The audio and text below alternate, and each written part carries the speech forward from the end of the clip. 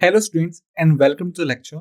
So students, as we know that we have started the previous year questions of various topics and we have covered till the civics. In this lecture, we are going to start with the economics part. Okay, as we know that economics is one of the major subject, or you can say one of the significant subject when it's come to the competitive exams. Okay, so let's start this session. Again, some things will be same. Like first, we will find the topic to revise on. We will find new topics to learn something new. Thereafter, we will follow the same rule of 40, 30, 20 and 15 seconds. Okay. So this lecture is going to be more exciting. Pay your full focus here so that you will get a good results. Okay.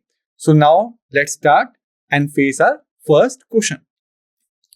So our first question is, formalized system of trading agreements with group of countries is known as trading blocks, trade ventures, trade partners, or trade organizations. 40 seconds you people have to answer this question and your time starts now. 1, 2, 3, 4, 5, 6, 7, 8, 9, 10, 11, 12, 13th, 14th, 15th, 16th, 17th, 18th, 19th, 20, 21, 22, 23, 24, 25, 26, 27, 28, 29, 30, 31, 32, 33, 34, 35, 36, 37, 38, 39, 40. Your time's up. So the correct answer is A. Trading blocks is the name for the trading agreements with groups of countries. Okay. And the first, or you can say the major one, is European Union. Okay. In European Union, there are various countries, okay, which formulates a trading block. Alright. So if you are getting the entry in European Union for trade, then you will have access for all the countries which are a part of European Union. Okay. So what are trade ventures? Basically, they are the companies or organizations in which two or more people invest and earn. Okay.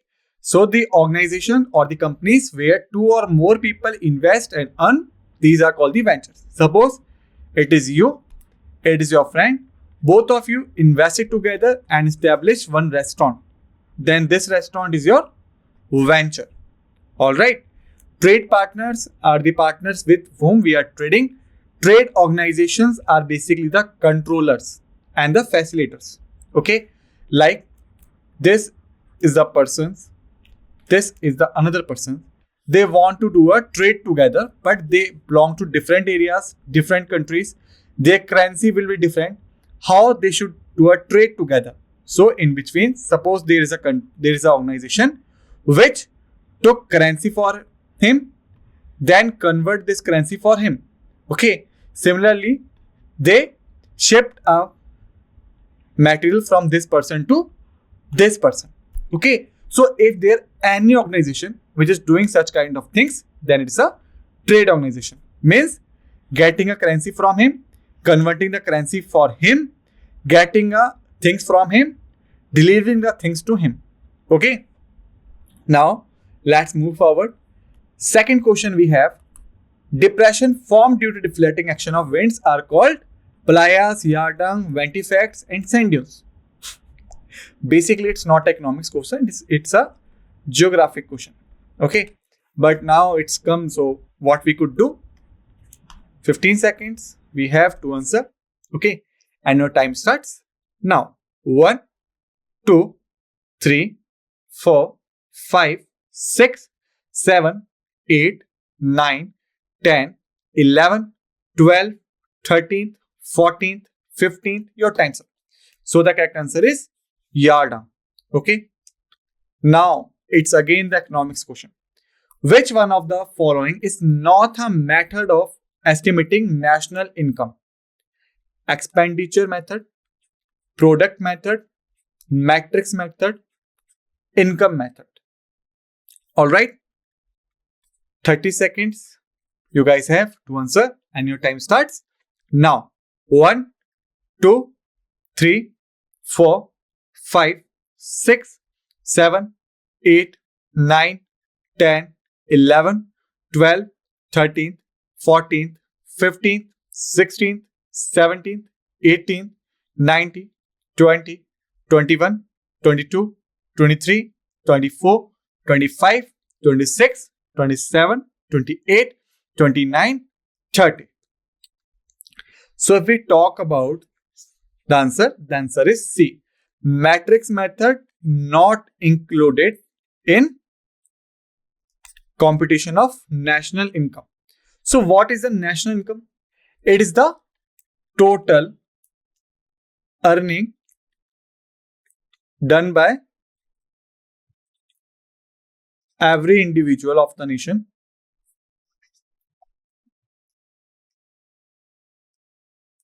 or you can say individuals of the nation during a certain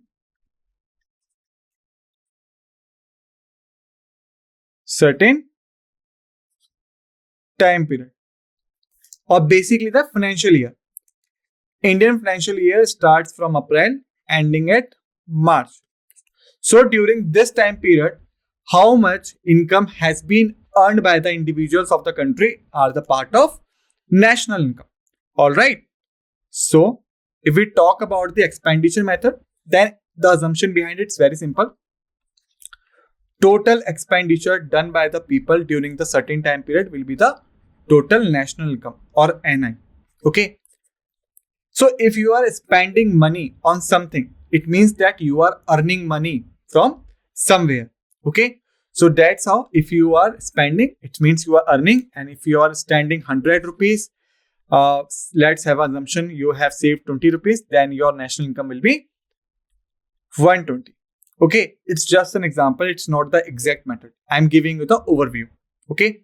If we talk about the product method, like if you are producing something, you will earn an income on it. It means if you have produced 100 units, price of 20 each, you will get 2000. Okay, so this will be your national income.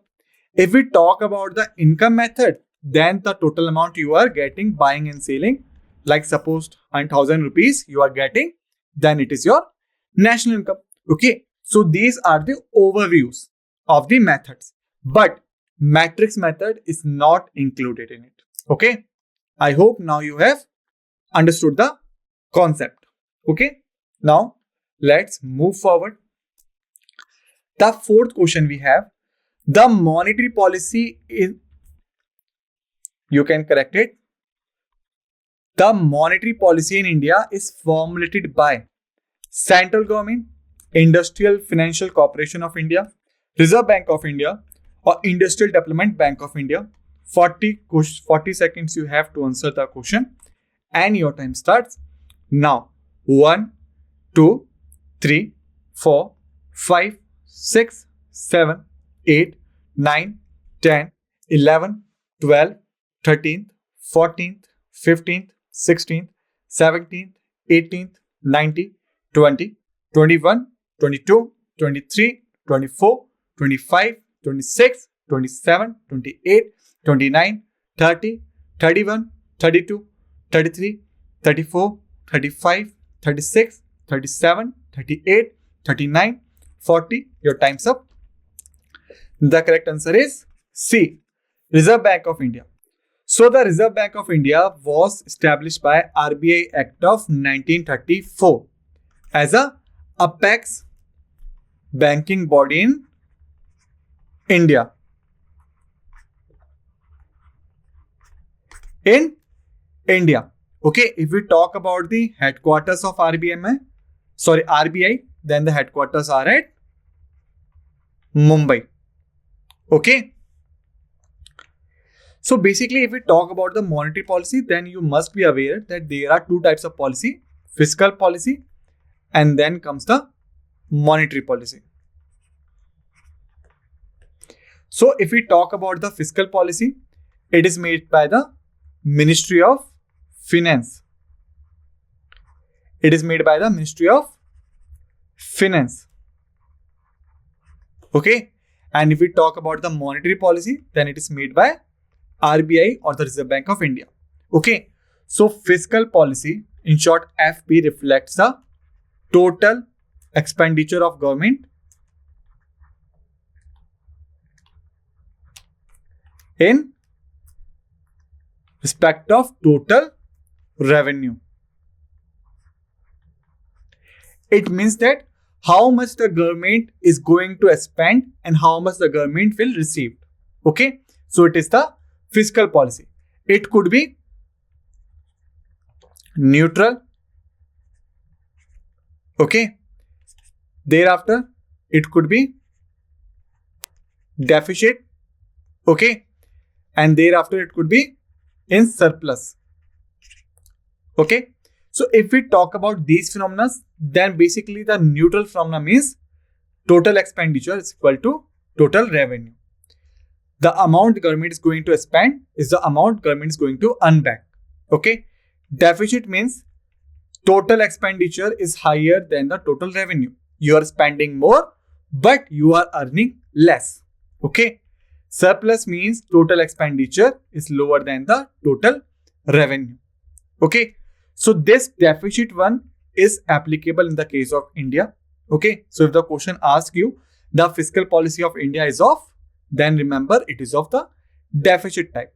Okay. This surplus condition is applicable in less developing nation where the government import more taxes on the people but does not spend more on the health and the education sector and various other welfare sectors. Okay. The neutral lies in the case of Western countries because they are the developed ones right now. Okay. So this is about the fiscal policy. Now, when we talk about the monetary policy, then basically is a current flow of money. Okay. And it could be of expansionary and contractionary. Okay. So the money supply in the economy forms a part of monetary policy, which is being controlled by the Reserve Bank of India. Okay. When the Reserve Bank wants to increase, basically not spend, wants to increase the amount of Indian rupee in the economy. Okay. Then it formulates a part of expansionary. When the reverse condition of it happens, means RBI wants to cut down the Indian rupee supply in the market, then it forms a part of contractionary. Okay, I hope you have got it. Now, let's move forward. The fifth question we have, a short-term government security paper is called share, debenture, mutual fund or treasury bill.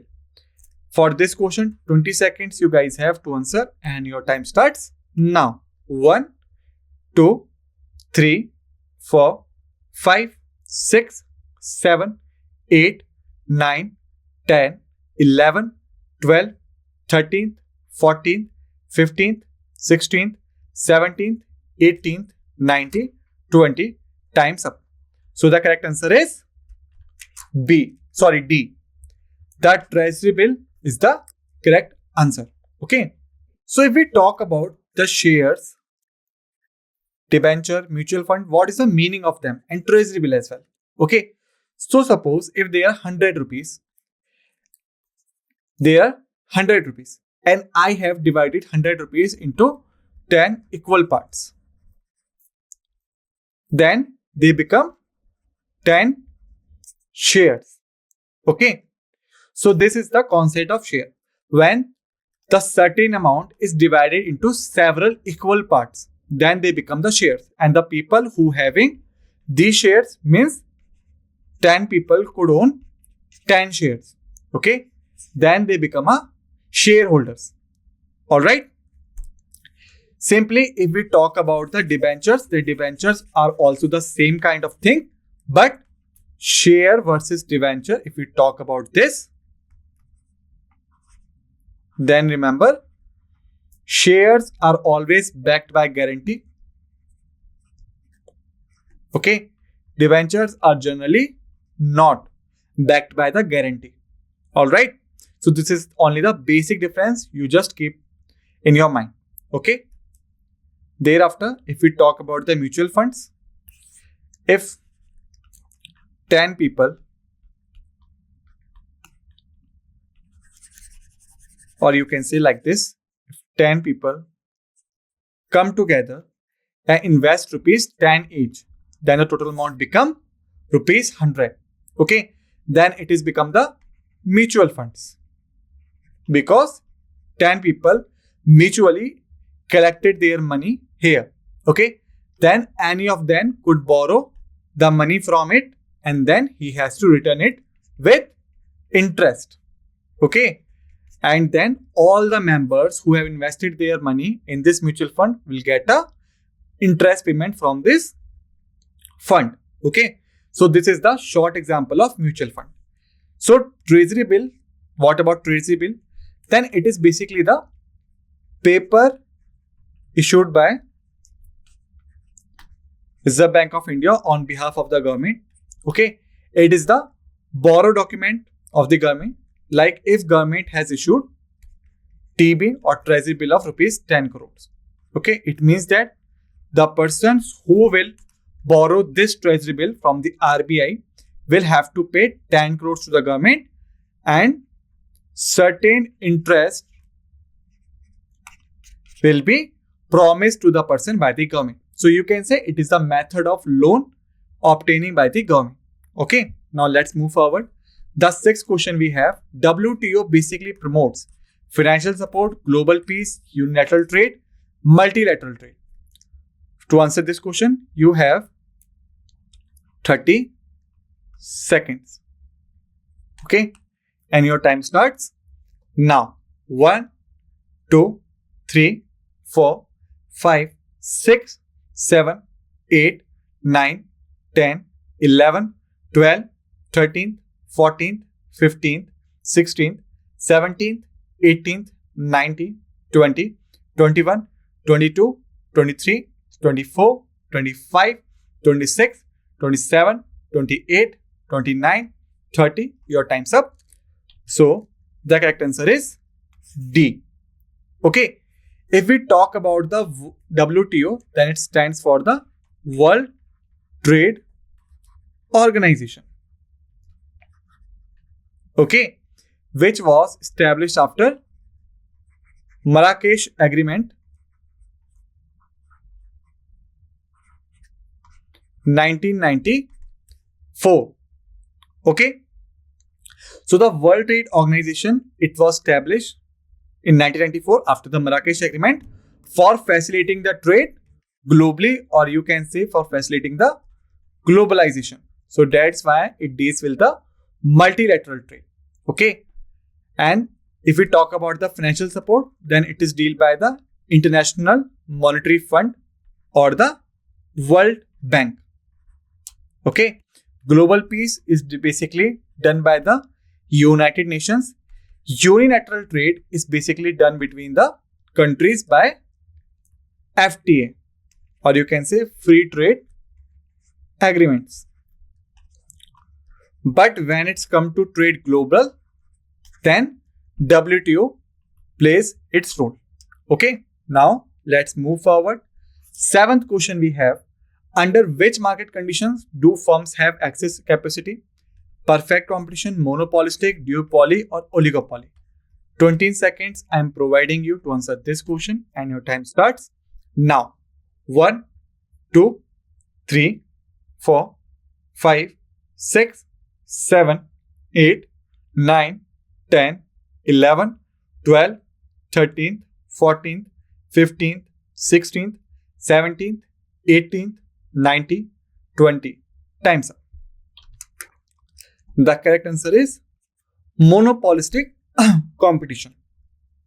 Okay, so the monopolistic competition market form is having the excess capacity. Okay, because of the easy entry and exit of the firms and similar but differentiated products. Okay, now let's move to the eighth question. Price theory is also known as macroeconomics, development economics, public economics, and the microeconomics. 30 seconds you people have to answer this question and your time starts now. 1, 2, 3, 4, 5, 6, 7, 8, 9, 10, 11, 12, 13th, 14th, 15th, 16th, 17th, 18th, 19th, 20, 21, 22, 23, 24, 25, 26, 27, 28, 29, 30. Your time's up. So the correct answer is D. Correct answer is D. Alright. So basically, if we talk about the price theory, then it is talk with the condition of equilibrium. Okay. So what equilibrium says? Equilibrium says that if we let demand forces and supply forces free, then these market forces will bring equilibrium price. Okay, so this was stated by the price theory. Basically, it says that if we do not control the demand forces, means not to increase the demand or to decrease the demand. Okay, similarly with the supply part, not to increase the supply, not to decrease the supply, and we let them free open in the market, then what will happen? After some time, these market forces will bring equilibrium price. It means demand price will be equal to supply price.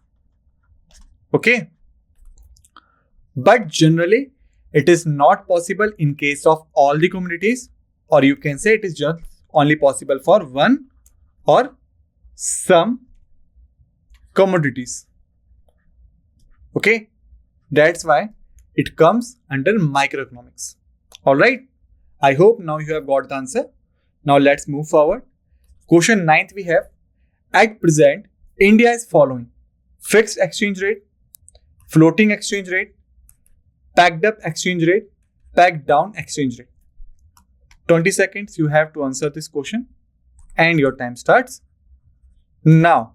1, 2, 3, 4, 5, 6, 7, 8, 9, 10, 11, 12, 13th, 14th, 15th, 16th, 17th, 18th, 19th, 20. Your time's up.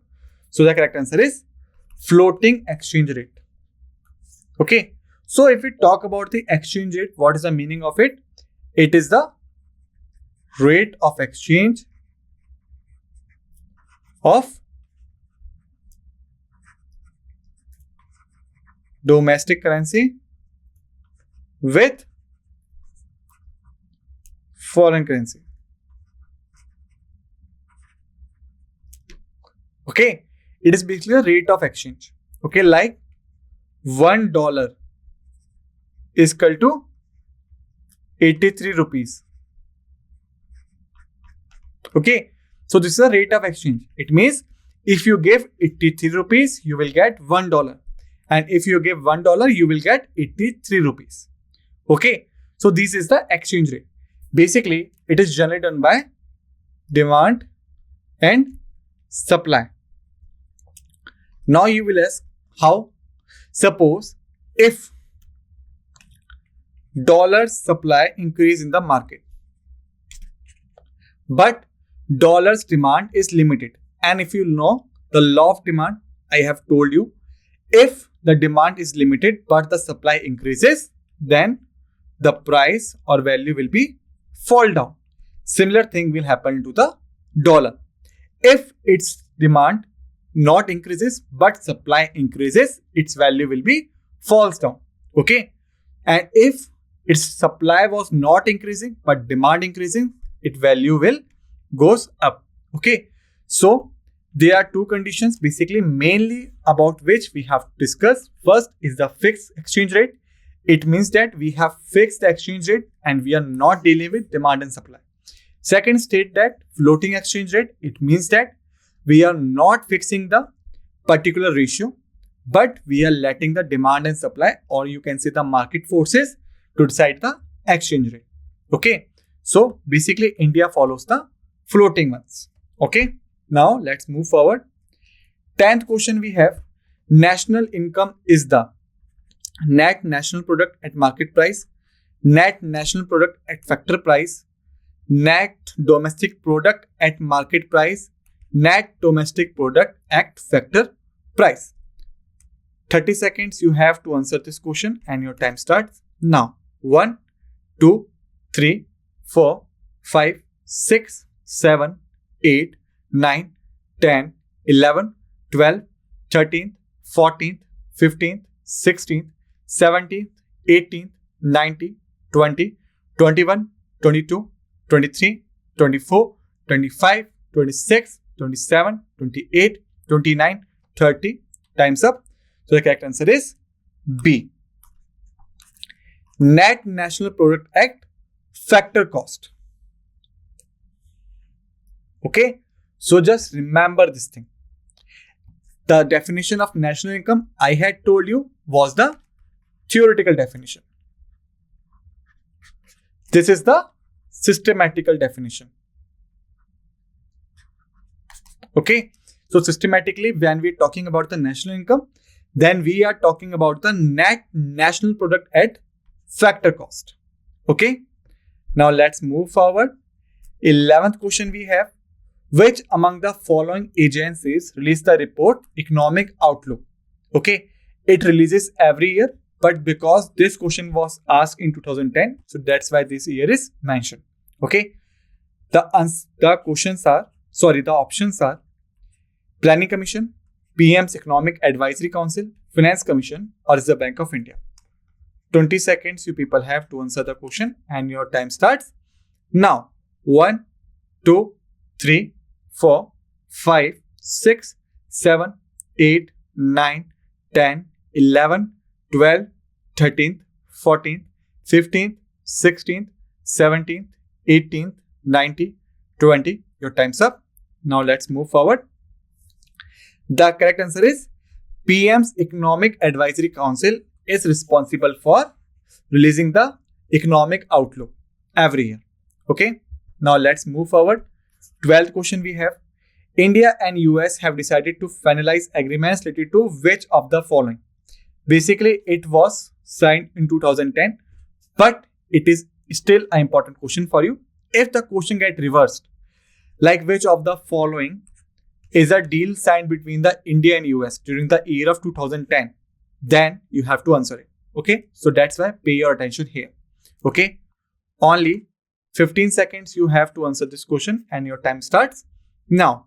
1, 2, 3, 4, 5, 6, 7, 8, 9, 10, 11, 12, 13th, 14th, 15th. Your time's up. So the correct answer is D.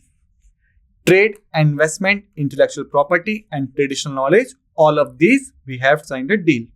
Okay. Now let's move forward. 13th question we have. The exchange of commodities between two countries is referred as balance of trade, bilateral trade, volume of trade, multilateral trade. 15 seconds you have. Time starts now.